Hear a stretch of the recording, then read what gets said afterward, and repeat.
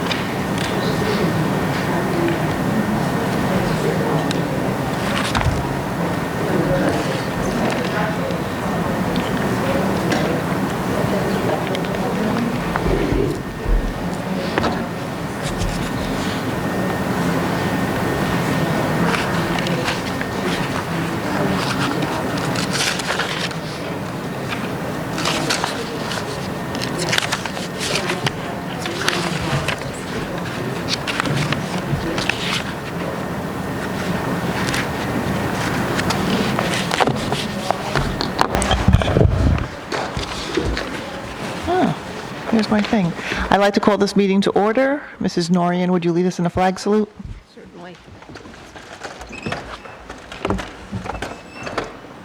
I pledge allegiance to the flag of the United States of America and to the republic for which it stands, one nation under God, indivisible, with liberty and justice for all.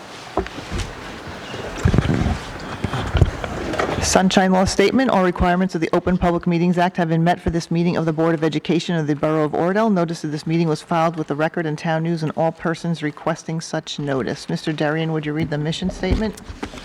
The Oradell Public School District is dedicated to the ongoing pursuit of educational excellence through comprehensive, innovative curriculum and instruction.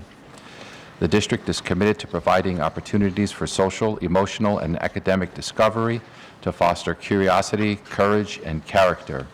Our goal is to prepare our students to become lifelong learners who are self-directed, resilient, productive, and responsible citizens. Thank you. Roll call. Mr. Griffin? Here. Mrs. Levy? Here. Mrs. Norton? Here. Mrs. Shapiro? Here. Mrs. Walker? Here. Mr. Walsh? Here. Mr. Darien? Here. Mrs. Nichols? Here. Open to the public for agenda items only.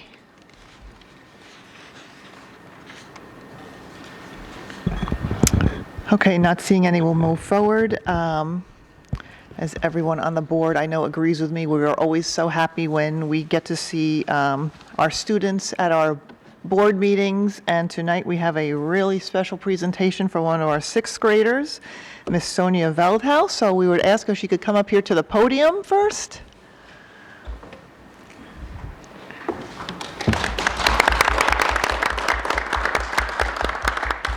So Miss Veldhouse was the sixth grade winner for the New Jersey Altice USA Annual Essay Contest. Would you be able to give us any information on that? Well, it was run by Optimum, and it was for, I think, like middle schoolers and high schoolers. And so I won for my division, and I came runner-up for the nation. For the nation. So do you know how many students wrote for your division? I don't know how many students wrote, but I know that like 22 states were participating in it. So you are number one in the nation. I came runner-up for the nation. Runner-up in the nation and number one in the state. Yes. That's amazing. So we were hoping you would read your essay for us, if you don't mind. Okay. Last year, I walked into a ballet audition, surrounded by a sea of blonde buns.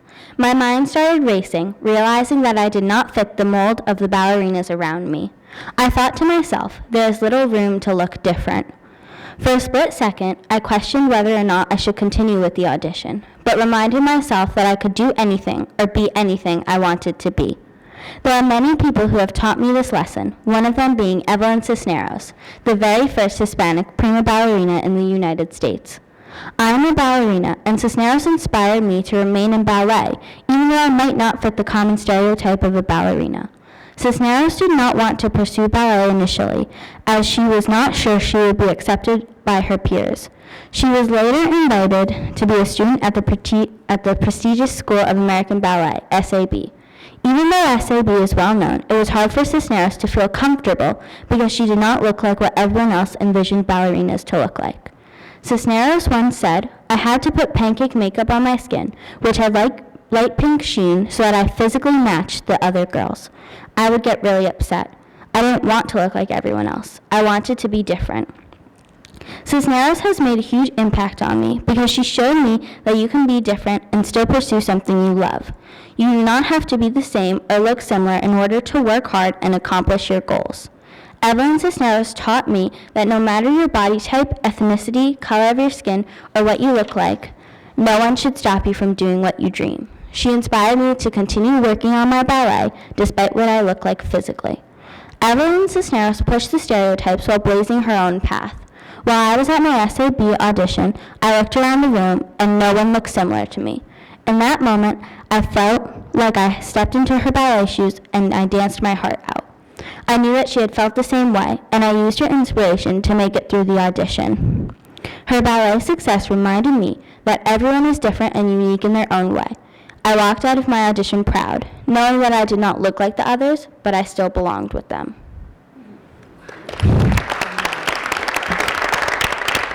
That was beautiful.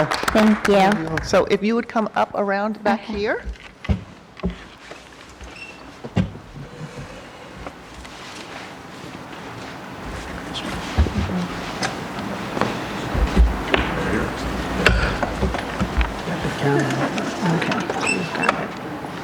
So we just have a commendation for Miss Sonia Veldhuis, January 22nd, 2020.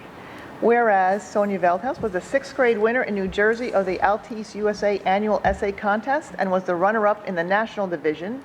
And whereas Sonia Veldhuis was one of over 1,000 students from over 300 schools in 18 states who entered this year's essay contest.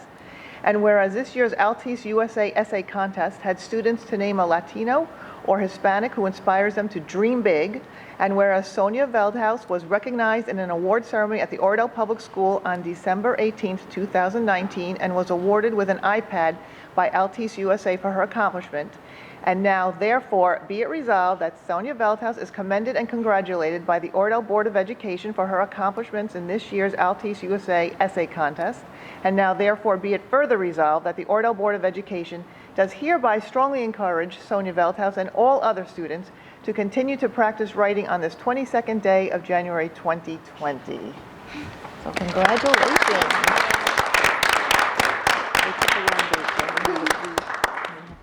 Okay. Would anyone from the board like to make any comments? Thank you. Thank you. Do you want to say anything? I know Miss Walker does, being the teacher sitting there. Ballet. Not at all. So that's why Sonia, just beautiful, really, and what a representative of the Oradell School. And to think you sent such a message through your writing, and a beautiful writing that it was. And you've put us on the top scale here of schools, and having you be honored like that, and you've honored us. So, and you had such presence giving your presentation too, Sonia. So we'll remember you, remember us when you're very famous, and okay? Beautiful. All right, I have to jump in. Okay, so you probably don't know this, but many, many moons ago, I used to teach English and history to honors 8th graders in New York City. And I used to try to teach the kind of writing that you just did. And I have to tell you, like, your 6th grade writing is outstanding, because it was like my 8th graders writing all of the things that I used to try to teach them, how to use quotes, how to connect with the author, how to use your voice, all of those things. You connected so beautifully with just your story, and I felt I was really captured by the moment. It was really a pleasure to listen to. Wish you the best of luck. That was really nice, and I'm so proud of you. Sure. Sonia, I also wanted to tell you that I agree. The way you opened your story captured me so much. You could tell it was so personal. It meant so much to me. I was brought into your love of dance. My wife works at the New York Philharmonic, and this idea of how the arts can change your life is so true. So keep telling your story and reminding people that that really can happen. I'm glad to have another brunette up here. We have to stay away from these blondes over here. So thank you so much. It was amazing. We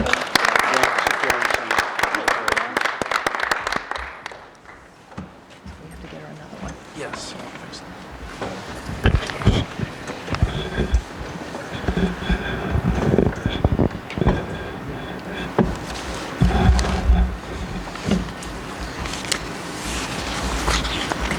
Can't see if they're staying or not. They're going to go.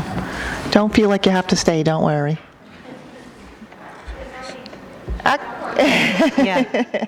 A little more writing. Yeah, I'm going to hand it over to you. I just want them to leave first.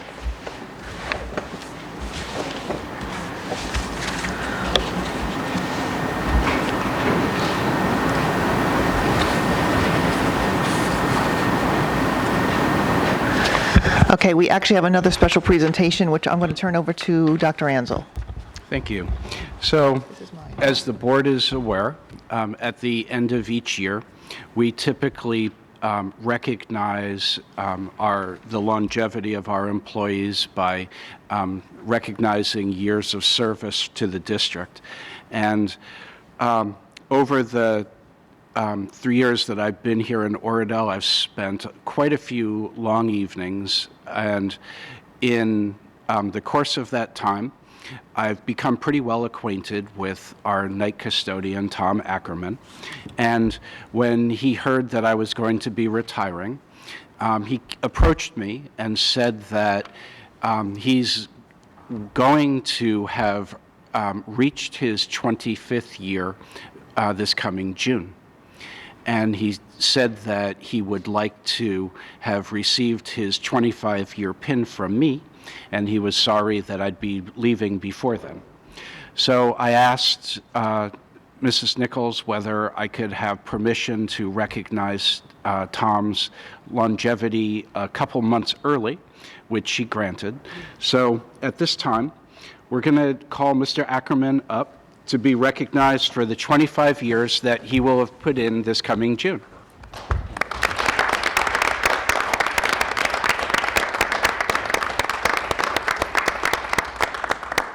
So, Tom, it's been a real pleasure to have worked with you, and I commend you for having been here for 25 years.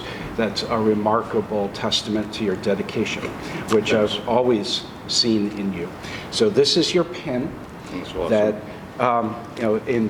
will be 25 years this coming June, and then this certificate of achievement is presented to Thomas Ackerman in recognition of 25 years of service as of January 2020. Congratulations from the Oradell Board of Education. So I'm so glad it's been you a could pleasure. give it to me. Thank you. My pleasure.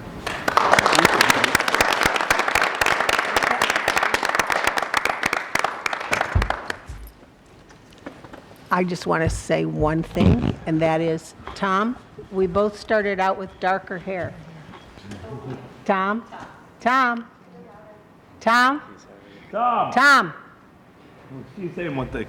We both started out with darker hair. I'm sorry. I gotta come in. I know, come closer. Yeah. I remember when you were first hired. I remember when you were first in the building. I also remember, as I said, we both started with dark hair. Okay? You used to call me your angel. That's right, that's right. Thank you. Congratulations.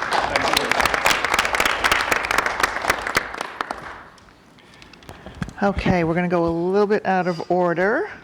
Go to the audit next. So Mr. Bliss doesn't have to spend his whole evening here. Would you want to come up and give us the audit report?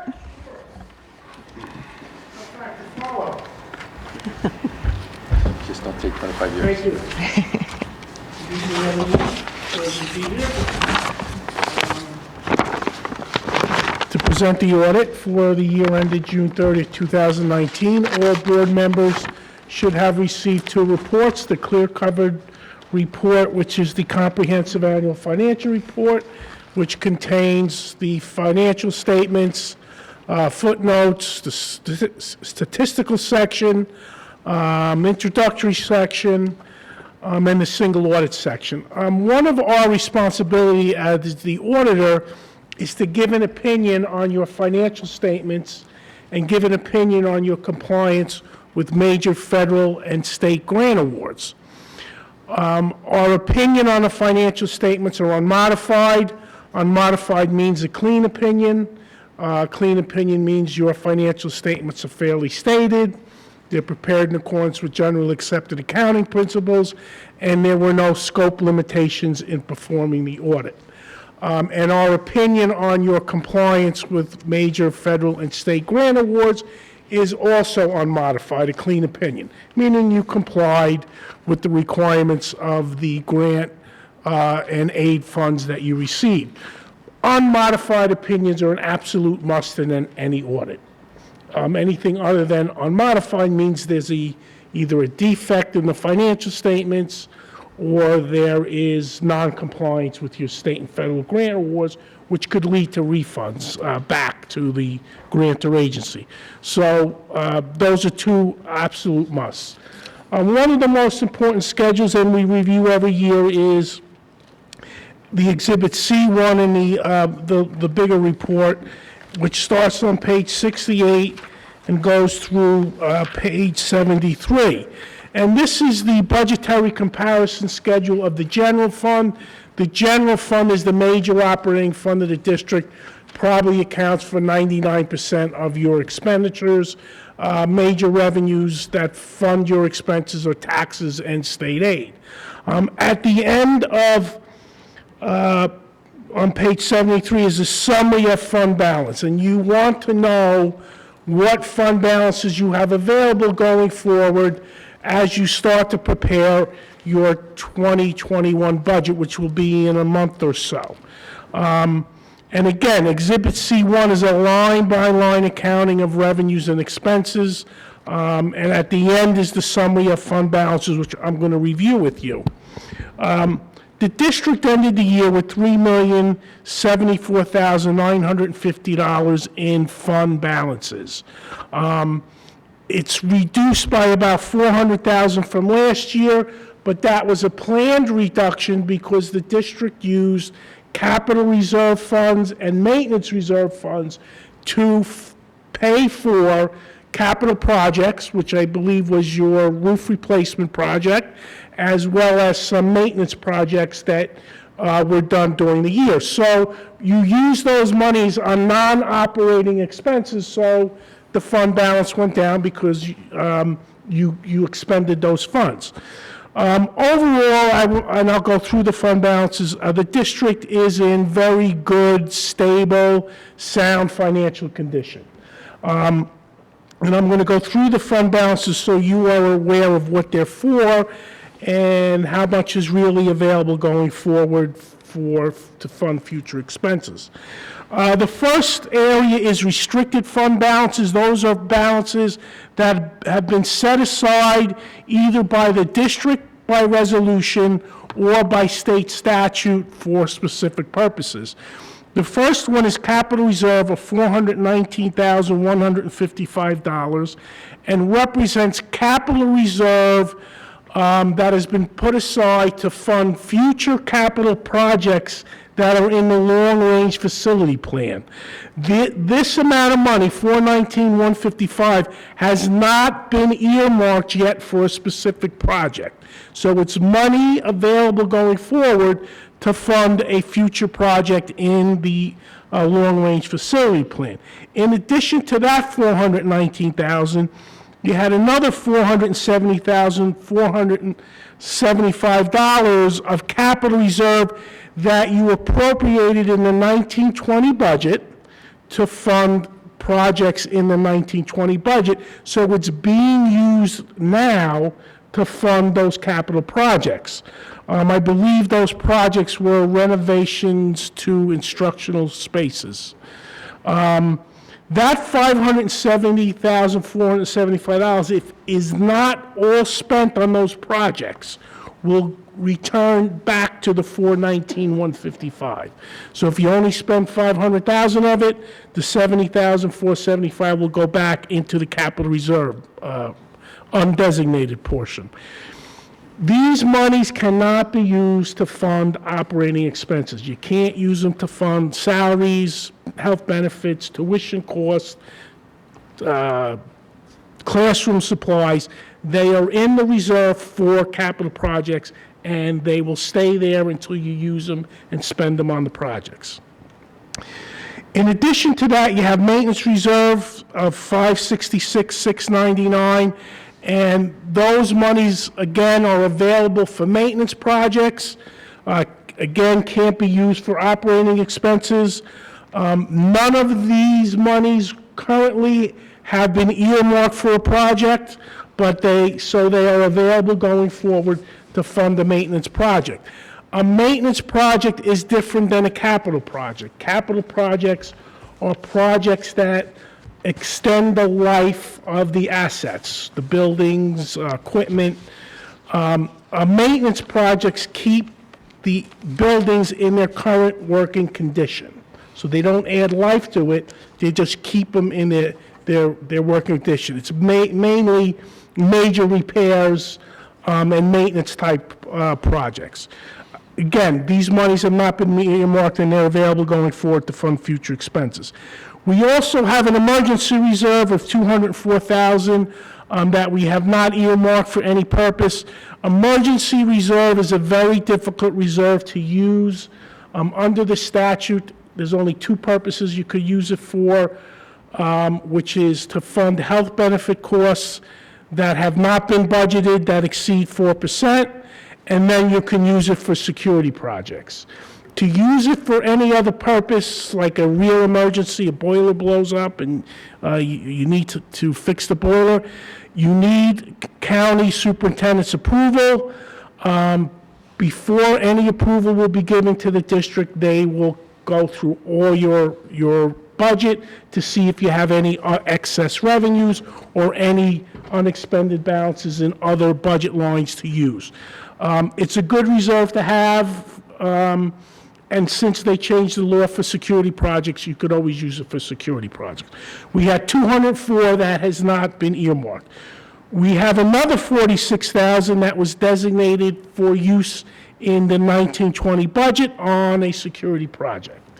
That 46,000 is being used now.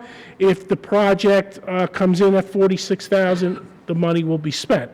If it comes in at 40,000 or anything less than 46,000, it will go back into the reserve of 204.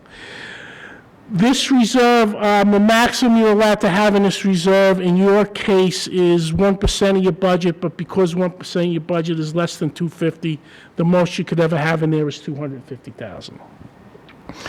Excess surplus.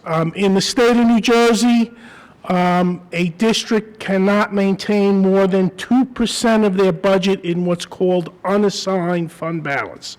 Unassigned meaning it's not in any reserve, it's not encumbered for or committed to any other purpose. Anything over that 2% goes into an excess surplus reserve. At the end of June 30, 2019, after the transfers were made into the capital reserve account, we ended the year with $300,000 of excess surplus. Those funds must be used as a revenue source in the 2021 budget. You do not have any other choice. That's the regulations. And that amount of excess surplus is very comparable to the next line, which is excess surplus designated for the subsequent year's expenditures, which means the subsequent budget of $313,258, and represents the excess surplus from the audit of June 30th, 18. Those funds are being used now to fund operating expenses in the budget. They are no longer available going forward to fund future expenses. The reserve loses its extinction on July 1 as the money's being used to fund expenses. Under assigned fund balance, we had year-end encumbrances 171,808, represents open purchase orders for commitments the board made and the administration made to purchase items and goods and to contract for certain services. The reason they're not considered liabilities because the goods haven't been received, the services haven't been rendered by June 3rd. You don't really owe anybody money because the contracts or the goods are not received, therefore the monies are committed. These purchase orders will get spent in the 1920 year. The purchase orders roll over, increase your budget, and then as the purchase orders get liquidated based on the goods being received and services rendered, the monies are spent. Those monies are committed, they're probably all spent at this point in time, so they're not available going forward to fund future expenses. The next item designated for subsequent expenses under assigned, $160,000, is the amount of fund balance the board used in its 1920 budget to balance the budget after it's used its excess surplus. So you did the budget for 1920, you did all your expenses, you put all your revenues in, you put the excess surplus you had to use that you had no choice, you added another 160 to fund those expenses. Those monies are no longer available going forward to fund future expenses. They're being used now. So that leaves you what's really remaining to be used as the board sees fits in the future. That's the unassigned fund balance of $323,555 and represents the maximum you're allowed to have on June 30th of 19 under the state of New Jersey's 2% regulation.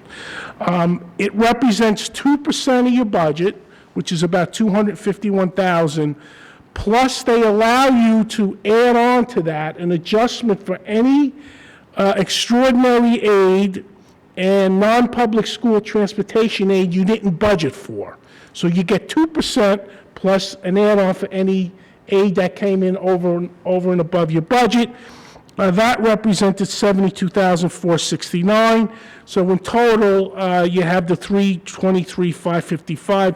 The important part to note about the add-on of the $72,000 is during this current year, during this 1920 year, if the district needs funds for an unbudgeted item, they can, by resolution, appropriate that $72,000 to the budget without seeking county approval. So by not budgeting that aid and letting it lapse to the surplus, it gives you flexibility in this year if something comes up and you need to find a funding source. Anything into the 2%, the 251 would require county approval, and probably you would not get that approval based on the financial condition that you're in. You're in good financial condition. So overall, you have some reserves set aside, and you have some excess surplus that's comparable to the year before, which when you start the budget process, should kind of put you in the same spot. And you have unassigned fund balance, which is 2% and actually a little bit excess. So again, financially, you had a good year, and you're in very sound, stable financial condition, as you were last year. If there's no questions, I'll go briefly into the recommendations and comments, which is in the smaller report. And on the last page of that report, which is page 13, we had some general comments. None of these comments are considered material weaknesses or significant deficiencies in internal controls. Those are findings and recommendations that mean there's serious issues. These are general comments, so just certain things that came up during the audit. Under financial planning, accounting, and reporting, the first recommendation deals with in testing the expenditures and selecting purchase orders. There were a couple purchase orders that were not available for audit, and I think with the changeover at the end of the year, a couple of them got misplaced. That shouldn't happen. They should be, they're pretty much orderly filed. I don't know why several of them we couldn't find. They were not high-dollar type items, and there was not a huge volume of them. So our recommendation is that all purchase orders and the respective supporting documentation be on file and made available for audit. The next item deals with a year-end report, your open purchase order report.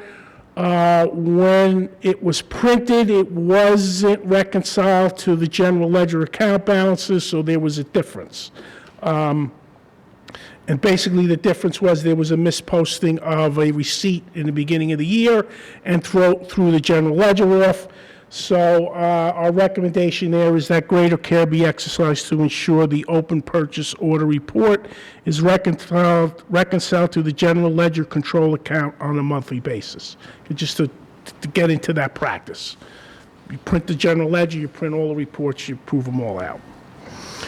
Student body activities, those are the accounts maintained by student clubs and organizations.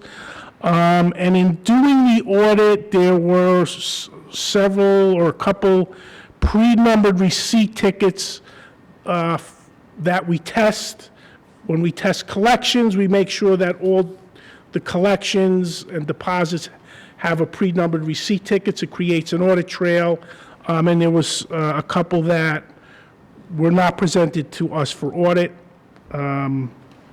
So our recommendation is recommended that pre-numbered receipt tickets be issued for all monies collected in the student activity account. Student activity accounts are actually maintained in very good condition. Under facilities and capital assets, the district and all districts have to account for their capital assets. That's your buildings, equipment, and when there are projects and equipment purchases, they have to be recorded in the capital asset ledgers. When we came to do the audit, that accounting was not prepared for the 18-19 year, so nothing was updated in the internal records. It's reflected in the audit. It was adjusted for the audit, but we need to get all those unrecorded assets into the internal records.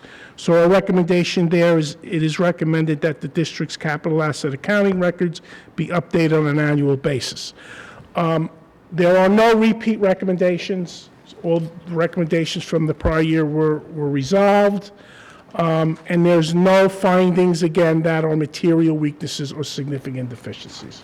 So I think overall it's a pretty good report. So if you have any questions, I'd be more than happy to answer them. Any questions from the board? Mr. Bliss, I can say that in prior years, I used to have questions, but this thing played out in my head exactly as you have stated it in prior years, and I could have almost substituted your words for my words. So I completely understood everything you had to say, and I think this is we did a good job, minus a couple of audit findings at the very end. They're And I'm very proud that we're able to properly fund our accounts, Yes. reserve capital accounts. We have a surplus of $300,000 that we can use towards non-operating expenses next year.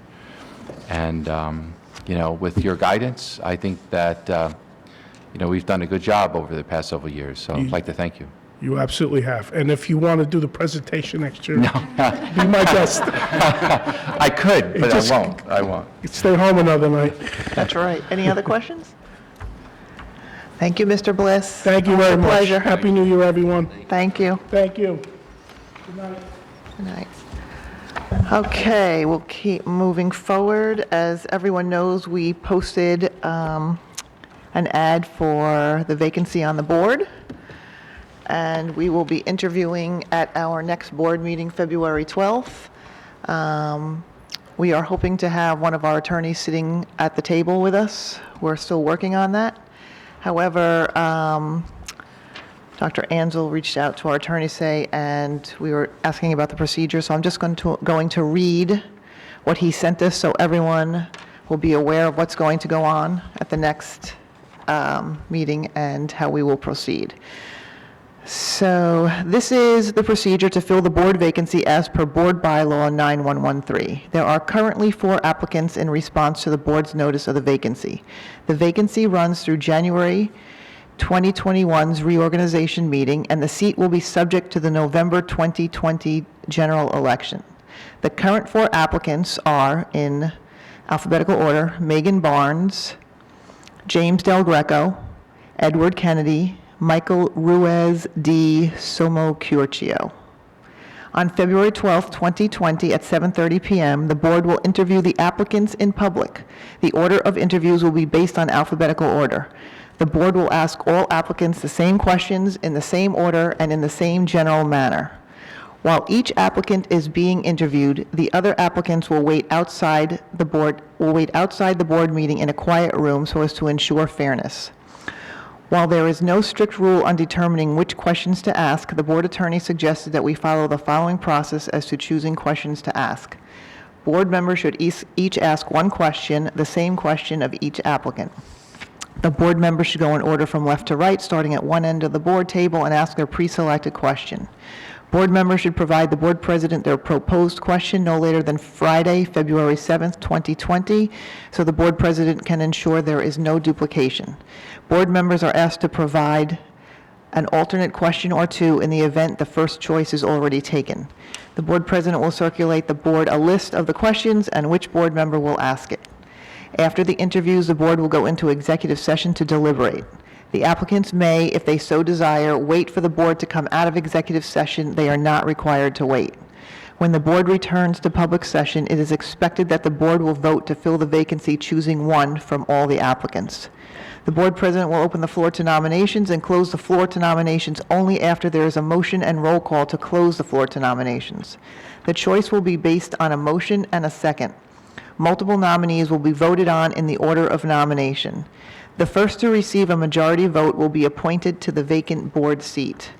The new board member will be sworn in and sit at the dais at the next board meeting, which is presently scheduled for February 26, 2020. The new board member is required to be fingerprinted and to undergo the required criminal background confirmation prior to being sworn in and within 30 days from appointment as per bylaw 9111. The board thanks all those individuals who have expressed interest in joining the Board of Education. So does anybody have any questions on that at this time? Mr. Griffin? Yeah. Are the applications still open? Or Yes. Okay, so... Through Monday, February 10th. Okay. Will we receive whatever they submitted to you? So I asked Mr. Marmara for our board packets to come Friday, whatever we have at that point, to send them to us with that. Just, Mrs. could you Shapiro? repeat procedure-wise? So is it different from when I did it? It's slightly different. Everyone will be waiting in a room out there. We'll go in alphabetical order. But they don't watch each No. other's interview Right. like I did? And then is that open session or It's open closed? session. It's, Here, yeah. here it's open, Yeah. but only one person in the Right. hot seat at the time, and then we go deliberate Right. in closed. Okay. Mrs. Walker?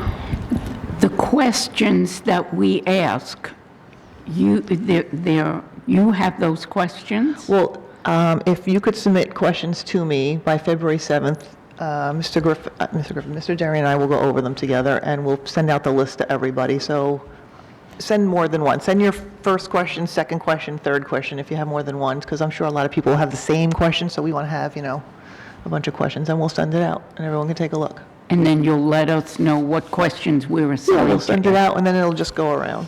Sure. And that's, what date do you want that by? I guess Friday the 7th.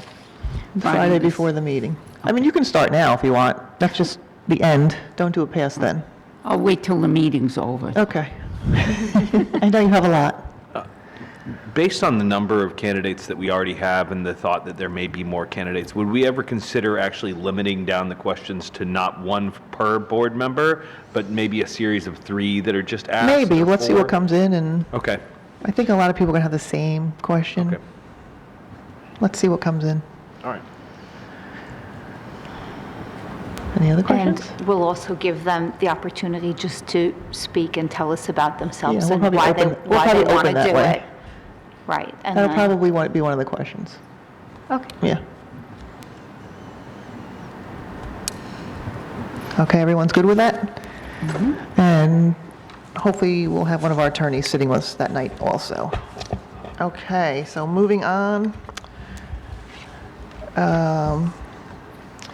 Okay, so everyone knows so we're going to be careful on how we talk about this, but everyone knows we started interviews for our interim superintendent, and the contract has gone to this individual, and they are reviewing it, so that's where we are now.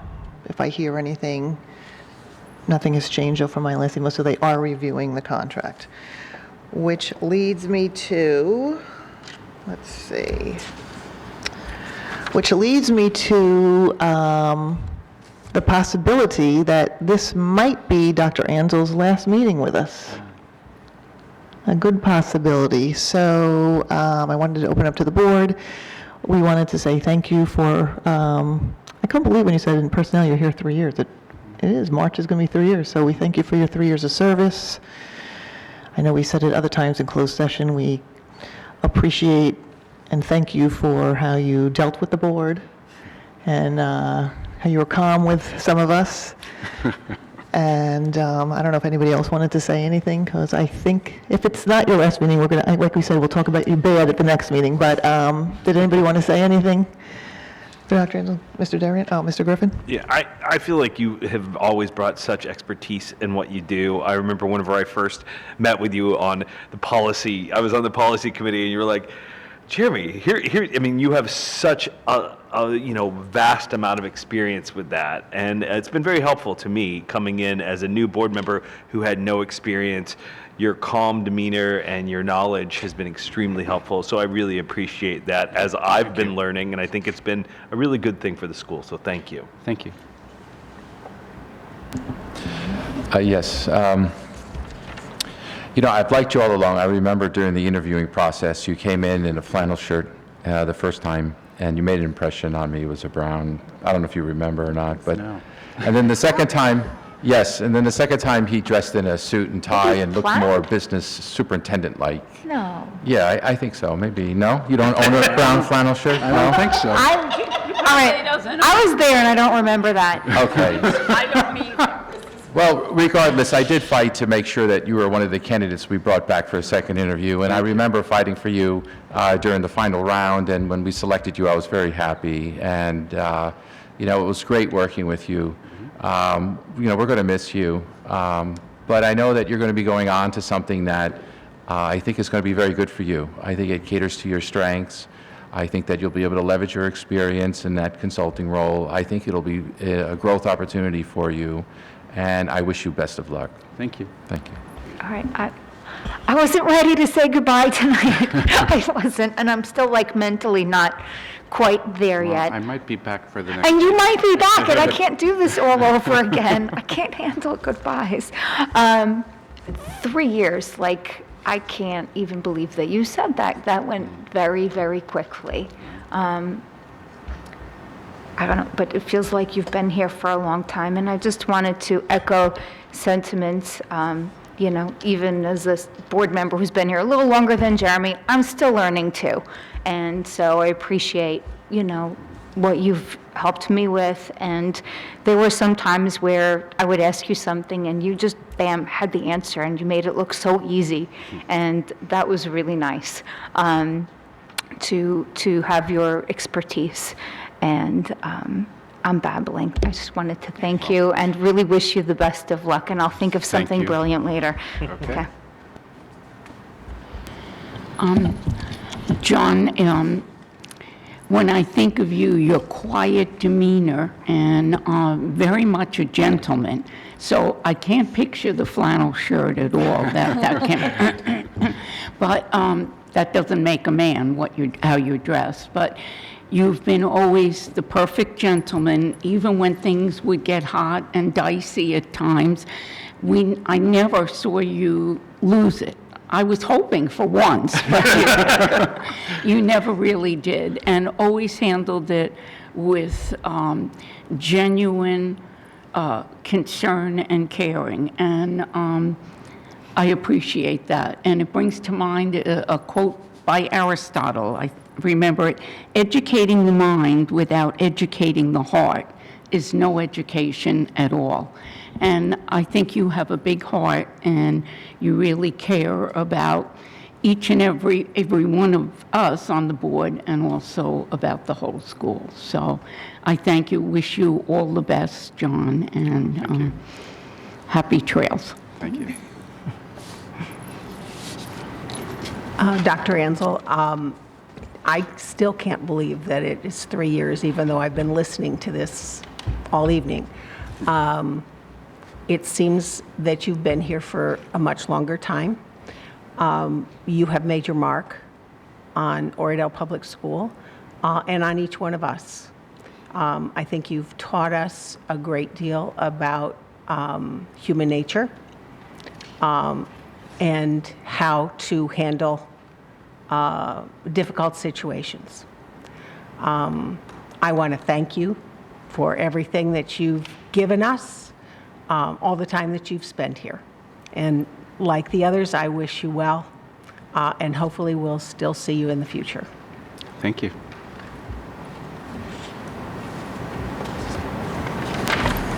Dr. Ansel, I just want to say I echo everybody's comments, especially Jeremy as the current chair of the policy committee.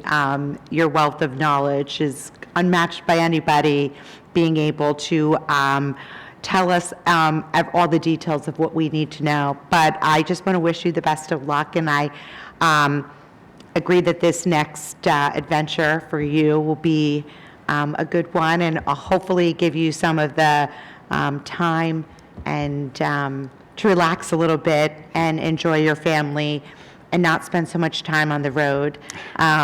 Thank you. Thank you. So as we go into this next phase, I know the board agrees with me when I say looking for our next superintendent, it's going to be very difficult to find someone who has your wealth of knowledge. So we've discussed that actually as a board, so that's going to be a challenge. And I, along with the board, want to wish you, even though you say you're retiring, you're not really retiring, but like a happy, healthy, and long retirement. And good luck in your future endeavors, because I know you will do well. So, do you want to say anything? Sure. Okay. I would like to. I would just like to tell you what a real honor it's been to have been the superintendent of the Oradell Public School District. This is a great place to be, and I'm proud to have worked with each and every one of you. Although every one of you comes from a different place and has different ideas, the one thing that is very consistent about every one of you is your amazing dedication to this district. So it's been a real pleasure to have a shared mission in trying to carry forward a really great tradition. And I'd also like to say that, I'm only as good as my team, and I have a remarkable group of administrators here that have supported me, and I have a lot of confidence that this team of people is going to carry forward our work and continue to do a great job. So you should have a lot of confidence in the fact that you have a really, really good group of employees here to keep things running smoothly. That it's really been a pleasure to work with. Thank you. So with that, we'll go to your report. Okay. So shifting gears, there are two reports that I would like to share with the board. I put copies of both of these into your meeting folders this evening. The first one that I'm going to begin with is our biannual Student Safety Data System report. So this report covered July through December of 2019. The district submits 2 annual reports on student safety data to the New Jersey Department of Ed each year. The first report covers data from July 1st, 2019 through December 31st, 2019. Our second report will be submitted in June 2020. The data submitted in this report is an overview of the incidents, programs, and trainings that occurred within the district during that time period. And the following are highlights of our most recent SSDS report. There were 5 investigations of alleged HIB incidents, but with no confirmed incidents. There were no incidents of assault, theft, sexual contact, or weapon offenses.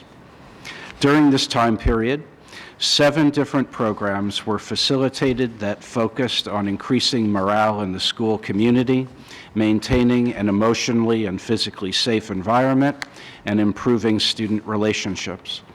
These programs included the 6th grade team building day, the Kindness Rockstars program, and the implementation of our Open Circle curriculum. And also, during this time frame, 11 training sessions were completed that focused on improved understanding of the Anti-Bullying Bill of Rights, HIB prevention, and on social and emotional learning. The target audiences for these trainings included both school staff members and parents. So, as I said before, the next report on student safety data will be made probably in the coming summer. And then the second report that I'm required to share with you is the 2018-2019 ESSA Accountability Profile. So I also put a copy of the profile report. It looks like this in your folder. So I'm going to just touch on a few highlights of this. The accountability profile provides school and district level data regarding the accountability indicators required by the Every Student Succeeds Act and detailed in New Jersey's approved ESSA state plan. This data is intended to be used along with other data to facilitate the identification of performance gaps and strategic planning for improvement in all student groups that meet the minimum sample size of 20 students. New Jersey's accountability system is captured in indicators that include academic achievement on statewide assessments in English language arts and mathematics, academic growth in language arts and mathematics, chronic absenteeism, and progress towards achieving English language proficiency. And some of the highlights I'd like to make note of in this year's report are: 1, OPS met all of the performance targets with the single exception of testing participation in one subgroup. And we expect our testing participation rates to improve in the coming year because many of the students who previously opted out of testing have now been graduated from OPS. Second, we improved in our attendance rates. Last year, I reported that we had an issue with chronic absenteeism in one subgroup, and this year, all of our subgroups met or exceeded the performance targets. And finally, it's notable that the median student growth percentile, or SGP, in math in 2017-2018 was 57. Our median SGP in math for the year in this report, 2018-19, increased to 67.5. That translates to an increase from a 3.1, which is considered effective, to a 3.6, which is considered highly effective. So, although our 2018 math scores were not as high as we would have liked, this increase indicates a very positive upward trend. And so that concludes my superintendent's report for this evening, unless there's any questions about either of these reports. Any questions on those? Okay, moving to Business Administrator, Mr. Marmora. I'm sorry, I missed one thing, which I was planning to save for last because it was a highlight and I didn't want to forget it. So the final thing I wanted to leave with was a very significant announcement that about a week or so ago, our school was able to publicly announce the recipient of this year's Oradell School Governor's Educator of the Year Award, and I'm happy to inform the board that third grade teacher Melissa Pisa was this year's recipient, and I congratulate her for a tremendous accomplishment. Thank you. And that's my report. Thanks. Mr. Marmora? Thank you. So I wasn't ready to say goodbye yet at this meeting too, so I'll just take a quick second to thank you, Dr. Anzo, personally. You've been a great resource as I've transitioned to the position here, and I'm definitely going to miss you, and we'll have a proper goodbye when you're ready to leave. Okay. With that being said, so January 2020 has officially been proclaimed School Board Recognition Month by Governor Murphy. So a thank you to all the school board members for all your hard work and time that you've dedicated to the district. Also, each year every school official, which includes school board members and certain administrators, are required to file the personal, relative, and financial disclosure statements. So an email is going to be sent to you from the New Jersey Ethics Commission with your unique authentication code and instructions on how to complete these statements online. So you might have seen the emails. I've seen some people have been very quick and they've submitted them already, so thank you for that. The deadline to submit is going to be April 30th, but the quicker you get it in, the easier it is for me. And if you have any questions or you need help filling out the forms, please just let me know. And that concludes my report. Thank you. We'll move to minutes, review of January 6th and January 15th. If you have any comments or questions, please email Mr. Marmara. We have approval of meeting minutes December 11th. Do I have a motion? I move that we accept minutes of December 11th.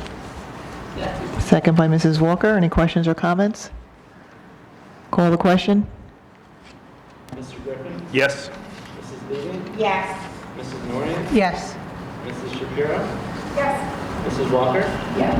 Mr. Walsh? Yes. Mr. Darian? Yes. Mrs. Nichols? Yes. Buildings and Grounds, Mr. Darian?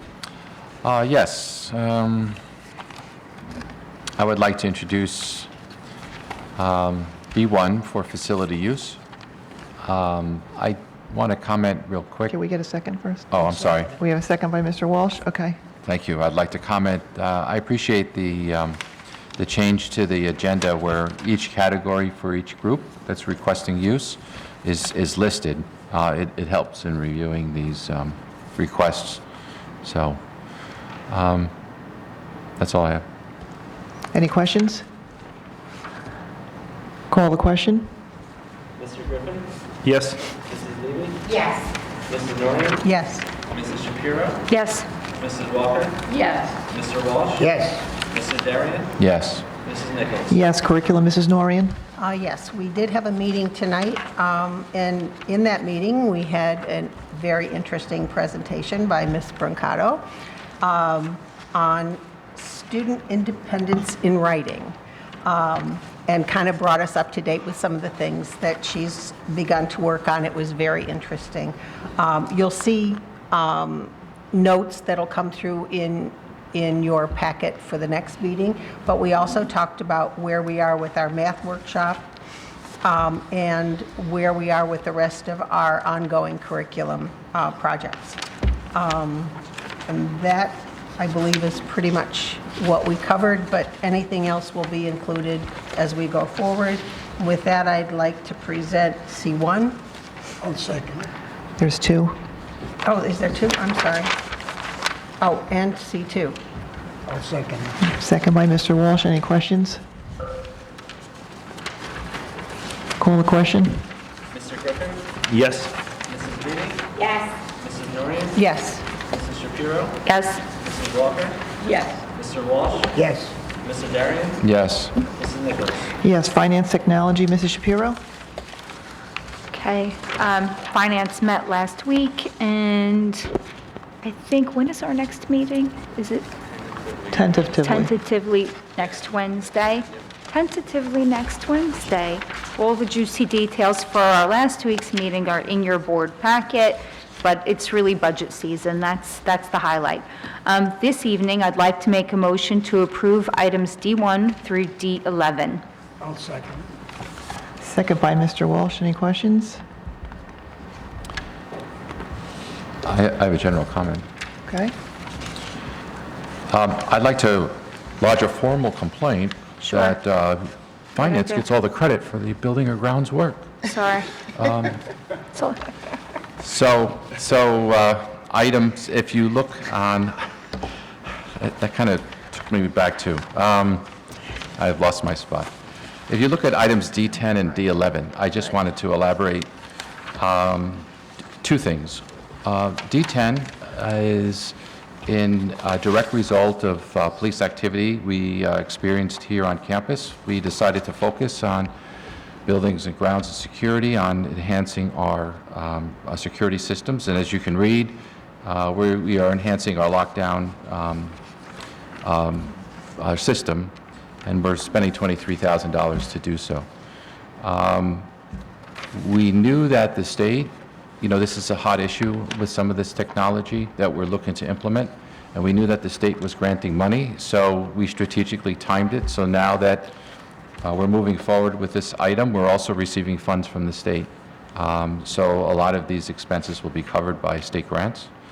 But in order to do so, we have to have our long-range facility plan in top shape, because they look at everything when they give us the award the grants.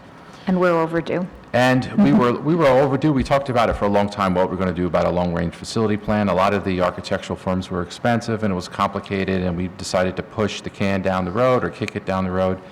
And now it turns out that our former architect, Land Associates, we reached out to them and they give us a really competitive proposal. And so we're moving ahead with that also. So we should be in good shape, not only for the security improvements, but for CUSAC next year. So we're looking all good within this finance section that you'll be taking credit for, Mrs. Shapiro. What credit? It's a team effort. I'd also like to mention, if I can, items D4 and D5. It's good to see our commitment towards professional development and ongoing training, especially in the areas for our Open Circle initiative.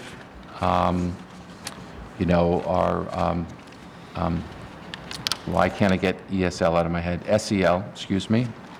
SEL was a district goal, and this is additional training on top of the monies that we had already spent, and it's nice to see that we're moving forward. Any other questions or comments? Call the question. Mr. Griffin? Yes? Mrs. Levy? Yes. Mrs. Norton? Yes. Mrs. Shapiro? Yes. Mrs. Walker? Yes. Mr. Walsh? Yes. Mr. Darian? Yes. Mrs. Nichols? Yes, delegate report, Mr. Walsh. Nothing to report as far as the legislative, but I did attend the Odyssey of the Mind Judges Conference, and I was assigned to problem 2, spontaneous. So, which is a little bit different than I've been doing. But Do you know when you're going to be going? I think it's February something. I thought it was earlier this year. It's in here. It's in here, we approved it earlier. Right. Under curriculum. It's not in it. It's- Yeah, February, no, It it's not. doesn't give the February date. 20th, Sorry. Keep all February dates open, John. No, I think it's later than that. If you want to approve it now, we can. I'm sure we'll have other things to do. No, but it's before next meeting, we need to put him on. Okay. So, do we have Tracy on here? Yeah. Where is she? Oh, there she is. Okay. Does anybody know when the date is? Does anybody over there know what the date is? I know, but we need to know for travel for him. Yeah, they have. Is it after our next, it's after our next board meeting? Okay. Okay, so can we put that on the next agenda for Mr. Walsh's travel? Okay. Anything else, Mr. Walsh? No, nothing else to report. All right, personnel, Mrs. Walker? Thank you, Madam President. We met this evening, personnel met this evening, and had a productive meeting, discussed a number of vacancy new hire, and also a draft of the 12-month holiday schedule for admin and other employees of the board. And with that, I'd like to present, but before I do, I just wanted to say in our packet with F1, which is what I'm presenting, I wanted to say I noticed that we have 3 student teachers coming into the district, and it really is a kudos to our teachers to take on that responsibility. It's a real give back that, again, is part of what we see, a common thread throughout our wonderful school, that we're giving back. So kudos to Danielle Lynch, to Paige Maka, and Jennifer Telfer for taking on this responsibility. And also, before I present F1, if you would please take a look at number 5, Roman numeral 5, letter B. The wording there would be on number of hours to be determined under B. With that, I'd like to present F1. I'll second it. Second by Mr. Walsh. Any questions?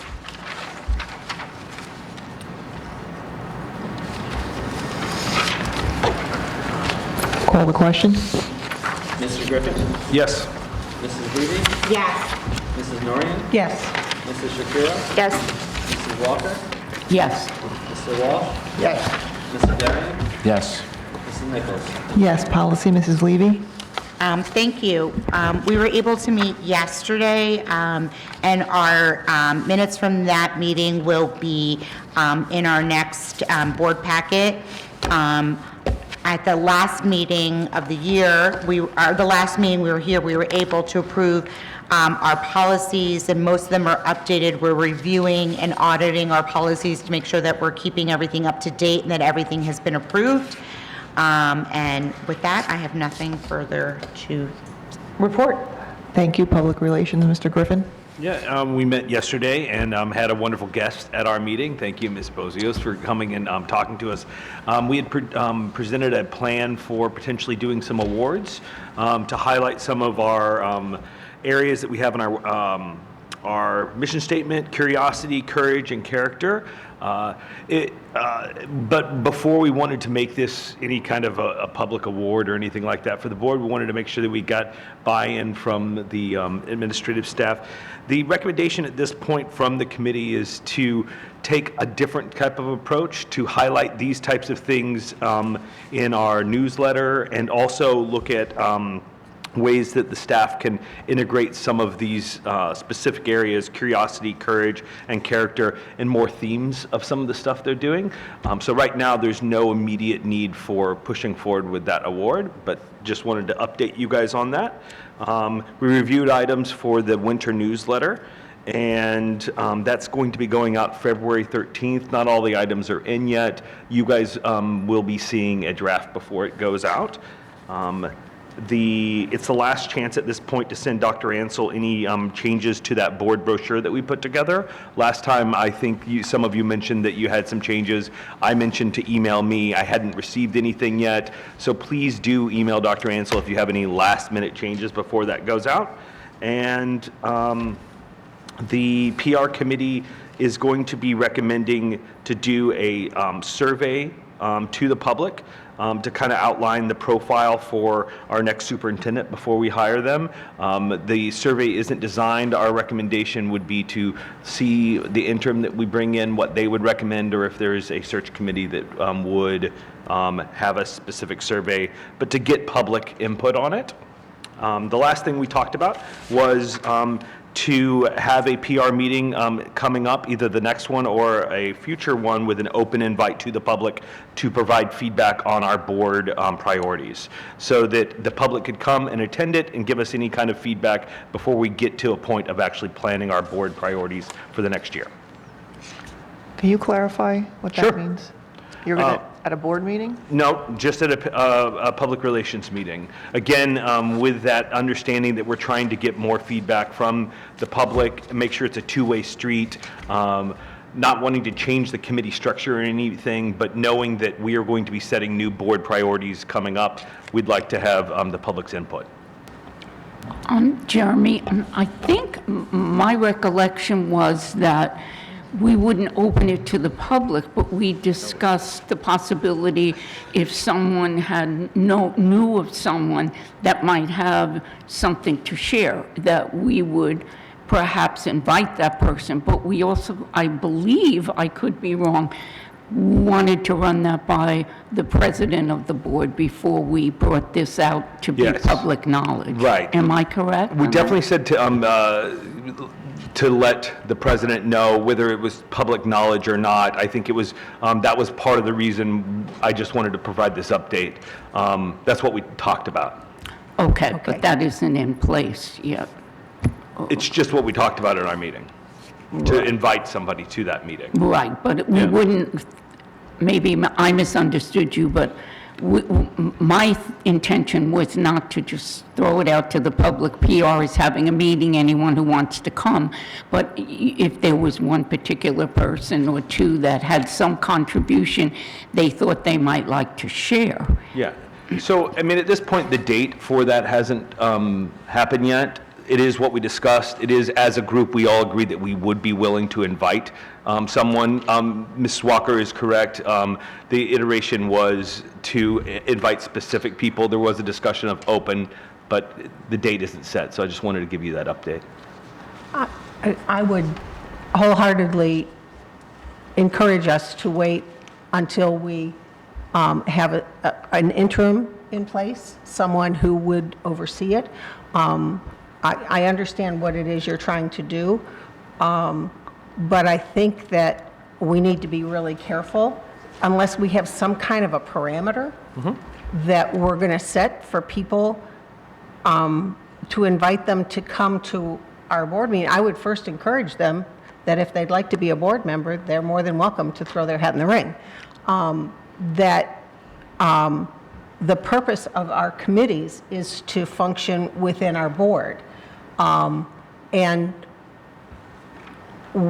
I think we can get information from the public. I'm not necessarily sure that we should be opening the doors and saying, okay, public, come into our meetings. I think there are other ways. I think that we can have them bring information to the chairs. Those people are public knowledge, who's chair of the committees, and so information can be brought to them.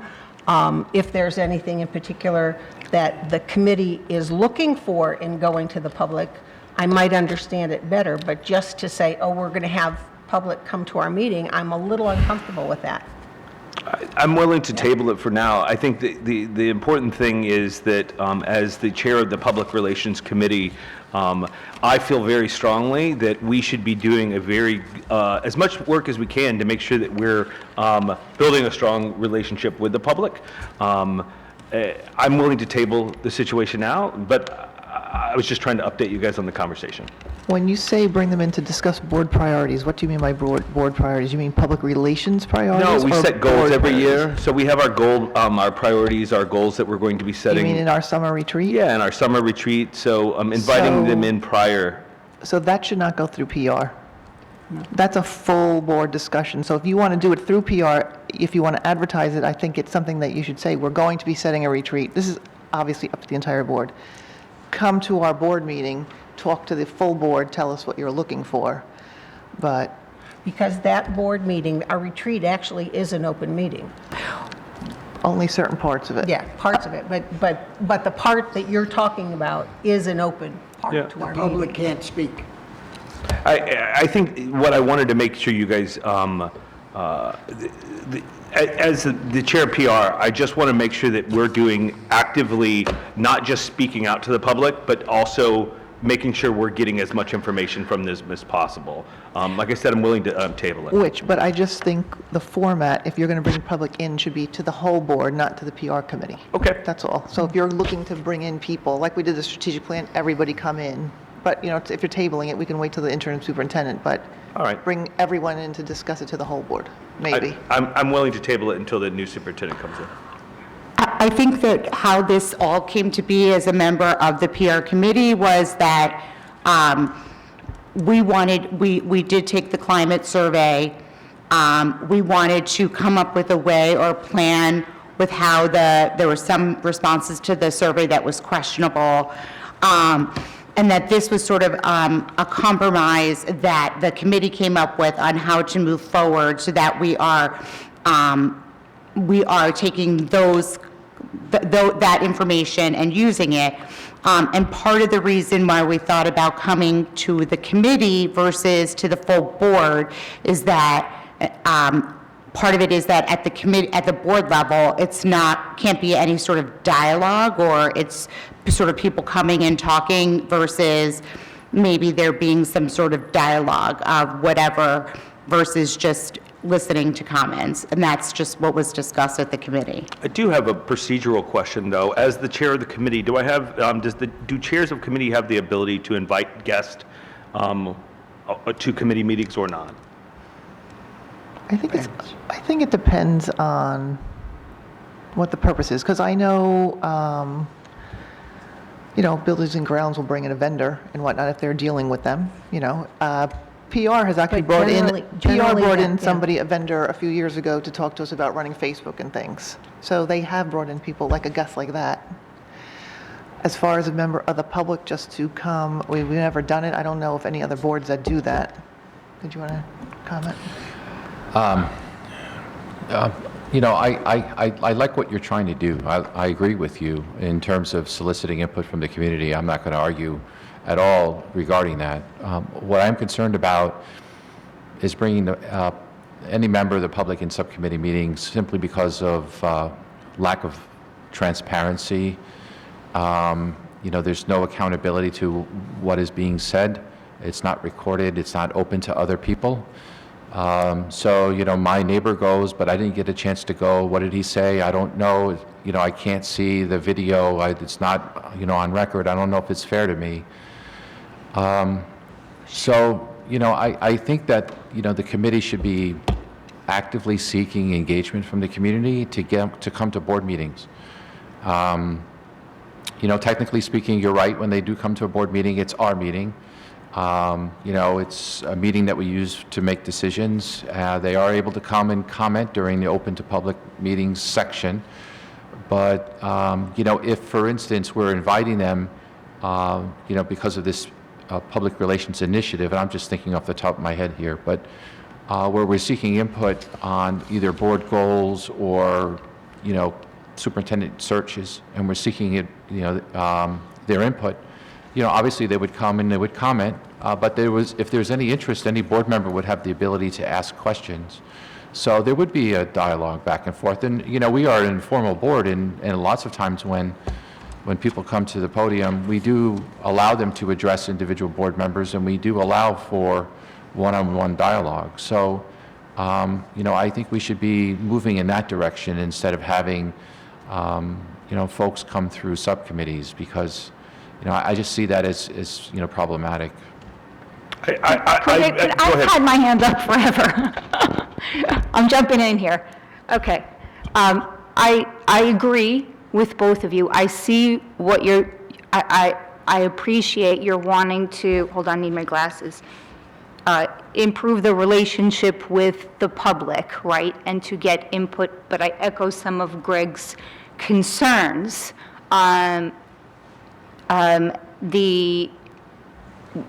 We are here twice a month, and everybody is welcome all the time, even if they don't appreciate or prefer this format. We listen, we're here all the time. this crowd of people means that we're doing a good job because they come when they're angry. But I think for that more personal touch, which we all would like as parents once in a while, I like the approach of the coffee with the superintendent, that kind of thing, because people can come and have that dialogue. I feel like with a subcommittee meeting, it's kind of like a lobbyist, right? Or the squeaky wheel that doesn't necessarily represent the entire public. Because if you get one of my very elderly neighbors, they're going to say, stop spending all of the tax dollars, right? Or, you know, we kind of had this with PTA where people would want to come and tell you how to do it. Well, you're more than welcome to come and be a board member or an executive committee member. So I think that, you know, I came for many years to meetings and I was a little bit uncomfortable. And sometimes you have to be a little uncomfortable, but then you build the relationships and you figure out how things are done. And it's formal, but so is mayor and council. I like the idea, but not that particular method. I also think the survey for the superintendent, I think that's why we're elected, that's our job, and I think you're going to get like 3 answers, like stop spending all the tax dollars, cut your budget, stop fooling around, we pay too much. That's what everybody's going to say, regardless of they have a kid in the building or not. They're going to say, give my kid the best education possible, and I want 15 kids per class, not 25. You know, and, you know, so I think that we know what they want, and, you know, you can do a survey, it's fine, but I don't think it's necessary. I think and plus many of us have been through the exercise, I think that we know what we need for this district. Thank you. I'm a little taken aback by this board's, first of all, I feel like in some instances we're talking out of both sides of our mouth, because we talk about how we would like to welcome people to our meetings, but this is our meeting and they can talk at certain times. We talk about some of the lack of engagement, but no one wants to do anything to actually address the issue. Like, I only know what I know.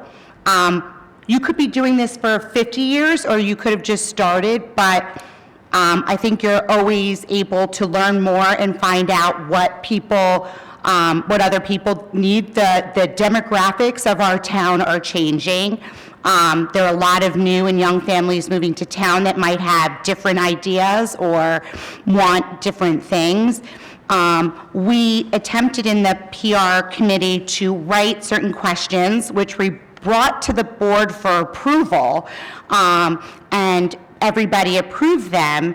And then when we got the answers and we wanted to do something with that data, it was like, well, it's too small of a percentage, making, you know, that information isn't out there. I don't know why we're so afraid with interacting with the community. When this board in this town sent me to the board convention in Atlantic City, I learned that there are a lot of other communities that are engaging more with the community. Not just one, engaging in other ways with the community. Right. You're making the assumption of what I'm saying, which is, let me finish, is they're out there engaging with the community in different ways. And to say that you've done this before or anything like that, I think that we need to give credence to the community that's out there. And not everybody is able to make the commitment or to be a board member, but I think, again, and I feel strongly that we should be going out there and working with the community besides an election year when they vote for us. And so I really think that we need to sort of look inward as a board and figure out how we're going to interact in a different way with this community and how we can be more engaging, besides just inviting them to board meetings where they can only talk to the agenda or talk at us, and it's not a dialogue. Maybe it's coffee with board members, maybe or coffee with board members and the superintendent. Whatever it is, I think we need to start looking outside and doing something different. I have a couple of things I want to say. The reason behind some of the suggestions that I gave is because my biggest fear is ethics violations, not only for me, for other board members. As an example, when I'm approached regarding issues of the school district, the first thing I ask is, did you go through the proper chain of command? Did you discuss it with your teacher? Did you discuss it with the principal? Did you discuss it with the superintendent? Have they resolved your issue? Do you still have a problem? And if that is the case, then I will go back to the superintendent and ask on your behalf to resolve this issue, but I cannot get directly involved because it's unethical. When I speak to other individuals and they want to know what's going on with the board, I'm a 1 of 9. My vote is only worth 1/9, and I can't speak legally on behalf of the board. The board speaks only during a public session and only through its votes and what's recorded in the minutes, in the meetings, so that everyone can read it later on, which includes lawyers if need be. And it's very important that everything that we discuss as a board is done in open public session. Otherwise, we run into trouble. Thirdly, I can't make any promises. I have my opinions, I have my goals and suggestions, but I can't say that I have influence over other board members, even though I like to think that I do. Everyone has free will here on this board, and they can vote any way they want. So I don't want to be in a position where someone makes a suggestion and then I kind of give them a response where I tell them that may or may not happen. You know, it may be an opinion, but it's still an ethical violation. And then finally, if I meet someone in the subcommittee meeting, it's technically behind closed doors that other individuals of the community did not have access to. And you know, that is also not, you know, in the spirit of how we should be running. When we give surveys out to the entire community. We try to let everybody know, not just one group or another. And then when we get the responses back on the surveys, we treat them equally. We don't, you know, stack, you know, by the zones, the garbage pickup zones in town, and we look at one versus the other more, you know, we spend more time with one versus the other. We don't do any of that. It's done as equally as possible. So when you start having people come to subcommittee meetings where there are no minutes, where other individuals will claim it's behind closed door policy making or decisions or promises or whatever they may say, I just see that as problematic. So, you know, I know that public meeting is not a great place for a dialogue. You know, but that's a public meeting, and that's how it's structured in New Jersey, and I can't change that. And, you know, we have 2 sections within our agenda where people can speak. They can speak about agenda items, or they can speak about anything they want. They can talk about the weather or how long their dog's toenails are. You know, that's their right. They can come in and speak, and we have a time limit. We never really enforce it, but they can come in and speak as long as they want. So, you know, I'm getting long-winded here and I'm getting lightheaded, but the point that I'm trying to make is, you know, we're going to get in trouble ethically if we don't just conduct this in an open public meeting. I appreciate your comments. I think you mentioned transparency earlier. You mentioned ethics violations. You talked about making promises to people behind closed doors. As the PR committee chair, I wholeheartedly, and we talked about this in the meeting the other day, would be open to it being an open public meeting, it being advertised and open to the public. There's no reason any of our committee meetings, other than the ones that preclude public involvement, have to be. There are definitely things that we can't talk about publicly, like PR, and, I mean, not PR, I'm sorry, like personnel, and, you know, there's some security things that we couldn't. There are definitely some things that legally we can't. The things we deal in public relations very much could be. There would be ways of doing it. I think Ms. Levy had said it best. We asked the public for information. They told us that we were not approachable and responsive, And yet, to this point, the board has not made a move. Wait, how many people said that? This data was given to the board. We've talked about You it before. I didn't get those questions. You did get this question. All of the questions? I think Mr. Shapiro was away when it was given out. Okay. 42 Yeah. Yeah, So 28. Okay. the, 28? I think 28 people. In the town of 8,000?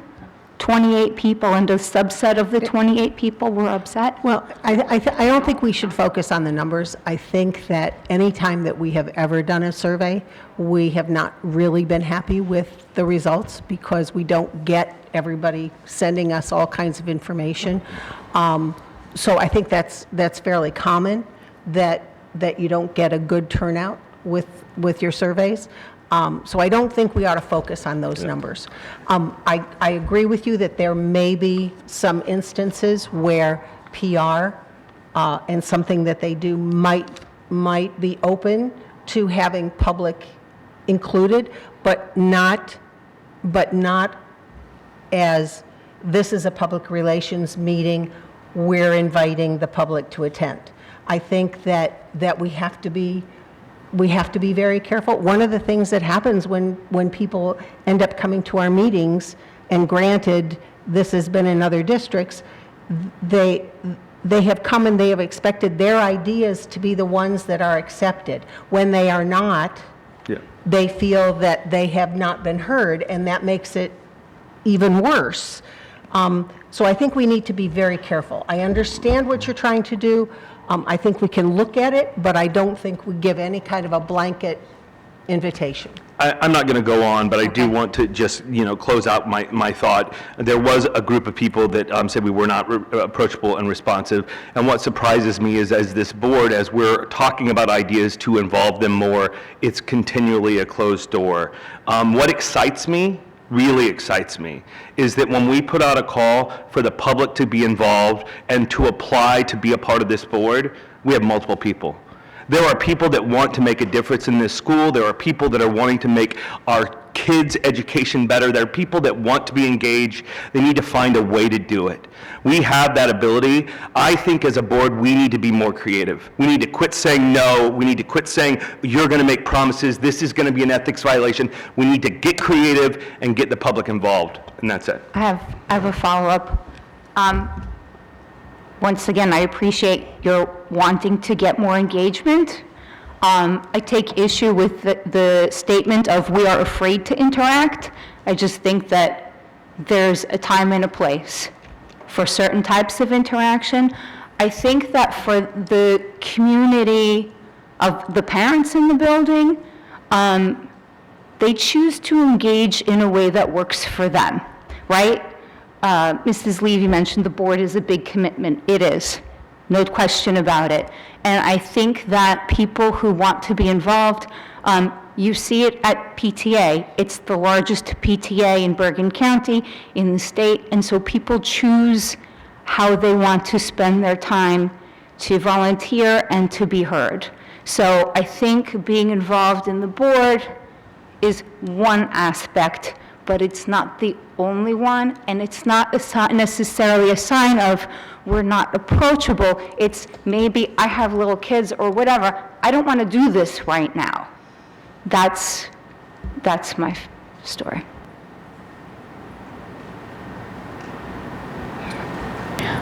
Just one quick thing, and we're beating a dead horse here, but as a member of the PR committee, I find if anyone comes to me and says, Rita, I have concerns, you're not getting the newsletter out soon enough, or I have a great creative way to get things out more to the community, tell me about it. Great, wonderful, let's talk about it. I don't think any of we 9 people, 8 now, Lord rest Jean's soul, that we do not have that we aren't all open and embracing to people's ideas to bring forth to the board or to the appropriate committees. If anyone has a need, and there are certain things we can't. And it doesn't make me more popular as a board member to say, I've had 8 people come and say to me, I can come to, I have this idea or that idea. Wonderful, let's bring it. This isn't something we want to hide. If someone comes, Freddie Jones comes to me, I'd say, Freddie Jones came with this great idea.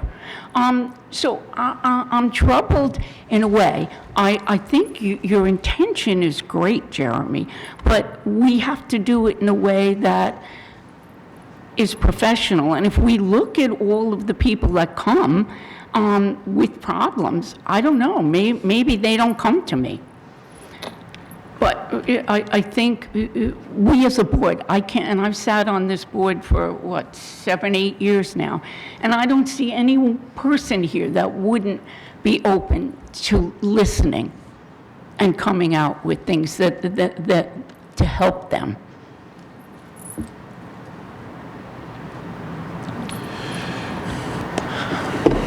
That's my report. That concludes my report. Keep trying to end it. Jeremy, my comments were not directed towards you, so I don't want you to get defensive here. I'm just trying to, suggest, how the subcommittee can engage. I don't want anyone here to be like, at this table to feel defensive. The purpose of this conversation, at least from my perspective, is that this is the things we should be debating here on this table. We should be more open.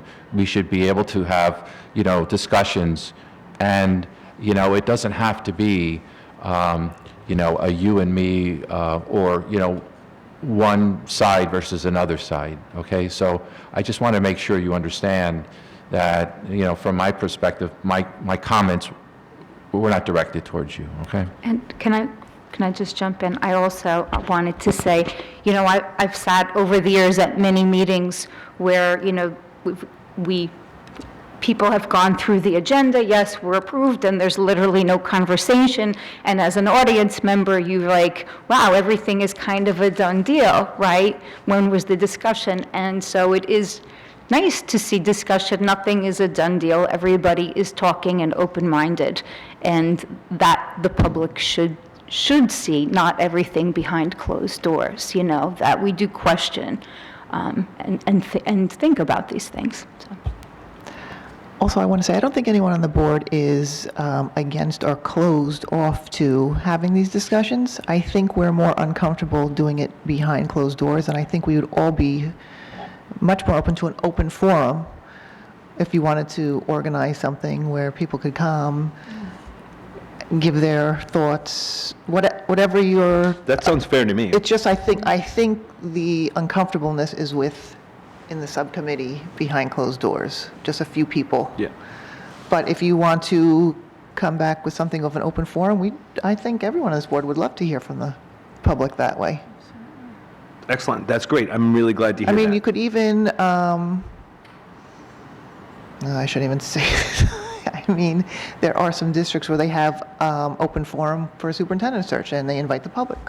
Instead of doing a survey, you can put it all in one meeting today. Come tell us about the superintendent, the direction of the district. You could do it that way too. There are some districts that have done that though, and they wrap it all up in one.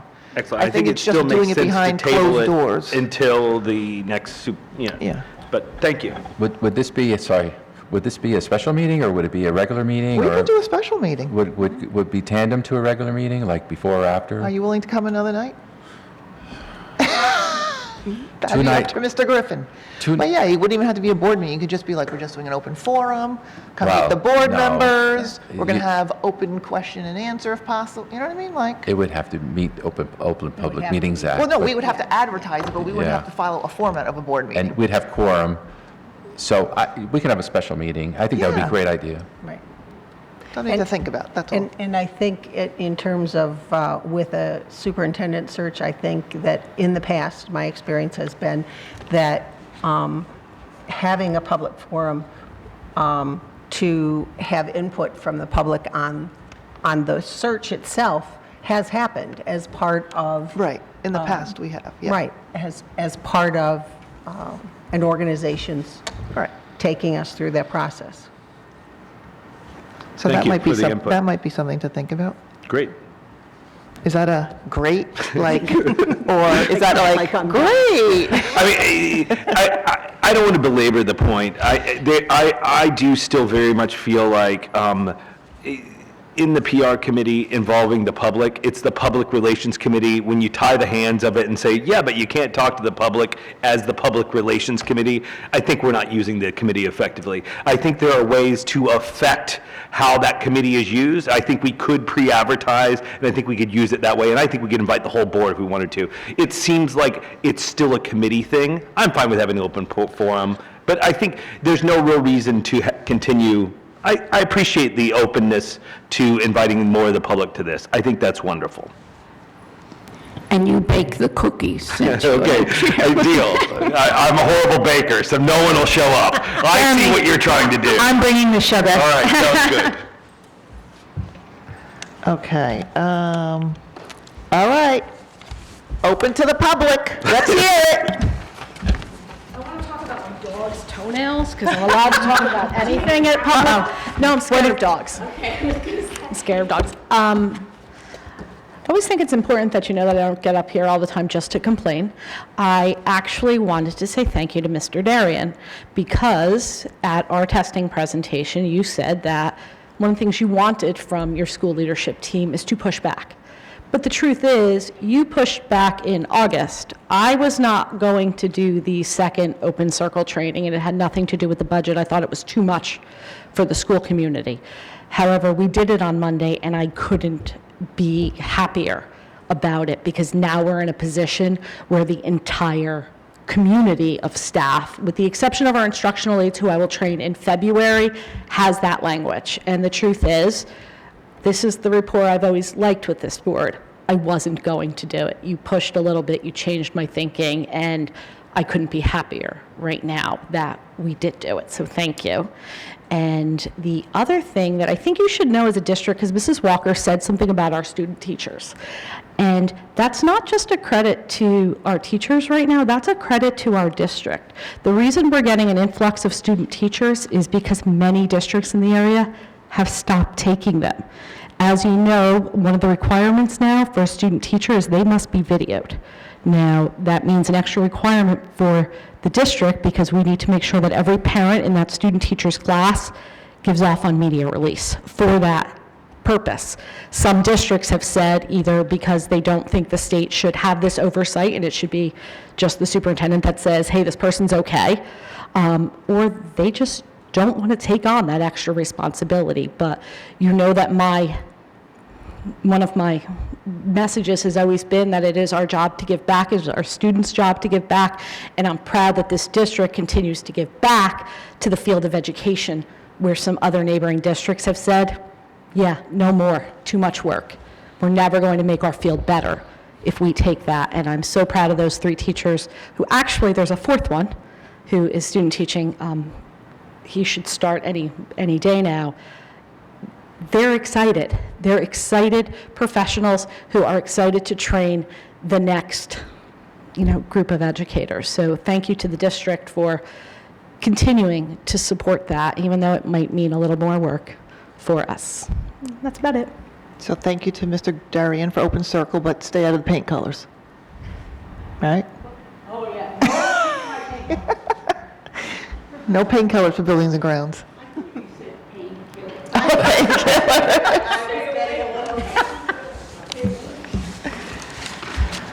Anyone else?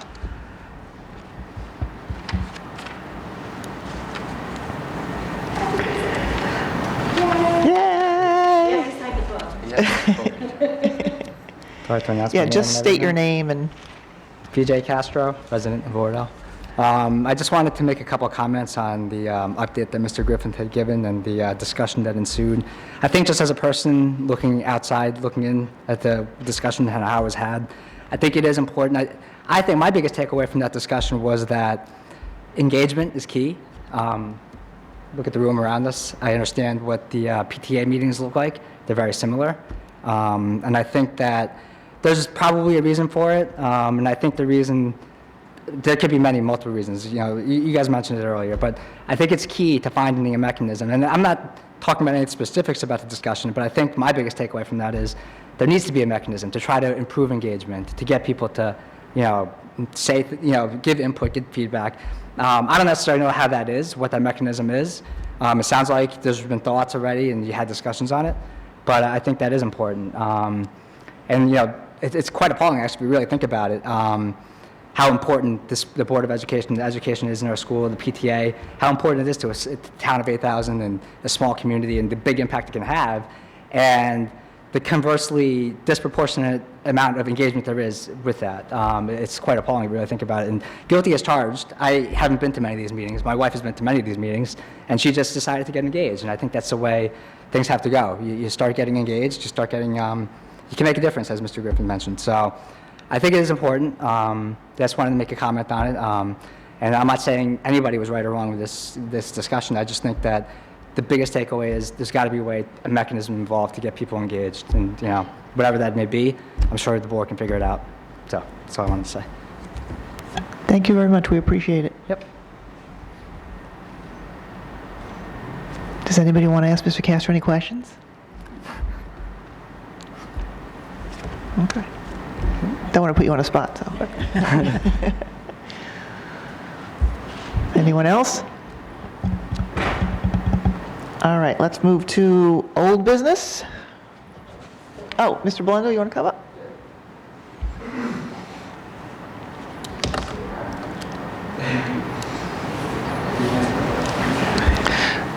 So we can say our entire public audience came and spoke to us tonight. Something's working. Joe Blundell from Oradell. And I just wanted to take the opportunity to thank everybody that's on the board. It really is a big commitment, and I really appreciate all the work you do. Dr. Ansel, I appreciate everything you've done for our board. I heard Ms. Bozio speak a little bit about the open circle, and I really am proud to hear it mentioned at so many board meetings. My daughter comes back very frequently speaking exactly what she learned in open circle. And as she's only in kindergarten, but I really think it's a great stepping stone. I hope it continues through all the grades. And I'm just pleased to live in a town that has such a dedicated board and such dedicated teachers. Thank you. Thank you very much. Okay, old business?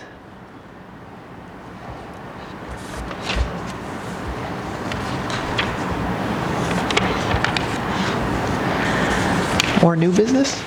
Either? Oh, Mrs. Levy? Thank you. I wanted to sort of piggyback on what Ms. Bozio said about how the community has to give back.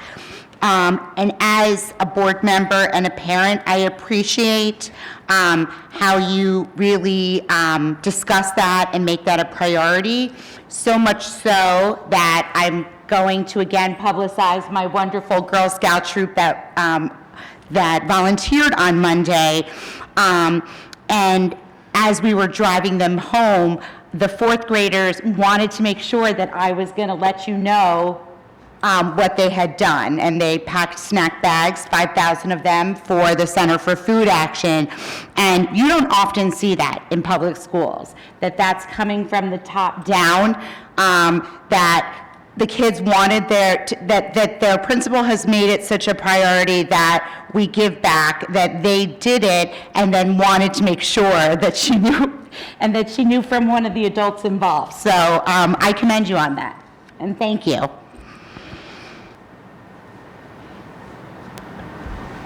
Our next meeting is what, February?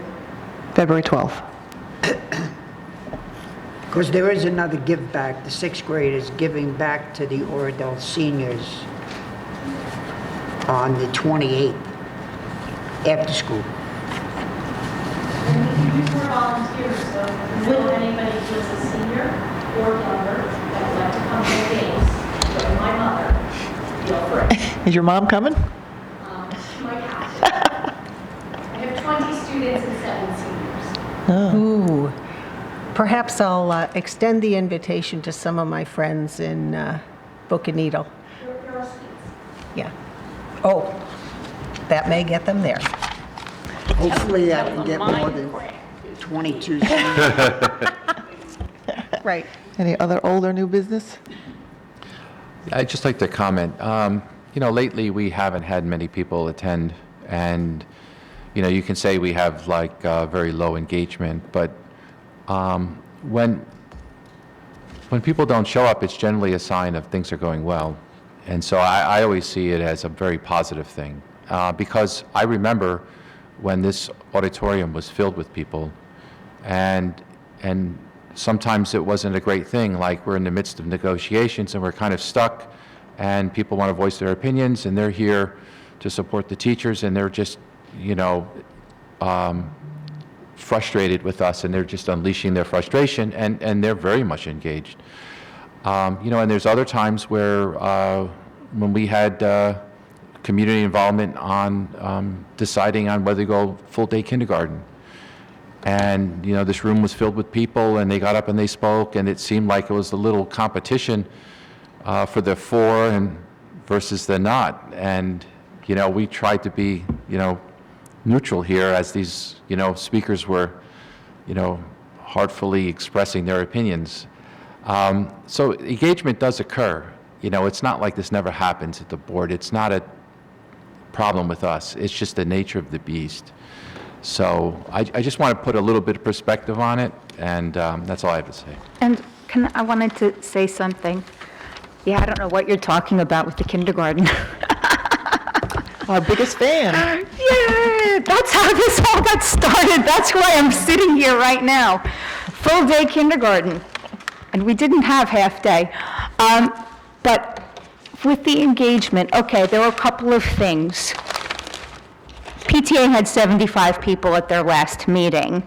There was a little bribery for the parents. It worked. When I ran a PTA meeting many moons ago, we were going to do a pie fundraiser, and so I had a pie tasting, and boy, did we bring in a lot of people, and that was really fun. I'm not saying we should bribe people, but it brings people in. But I'm kind of thinking about my very dear friend who lives in northern Bergen County, who I absolutely adore, and she's an attorney and a breadwinner, and she travels a lot. And I told her when her kids were going into school, you should really be involved in your PTA. Like, it's meant so much to me. And she kind of looked at me, dripping with disdain, like, I don't have time for that.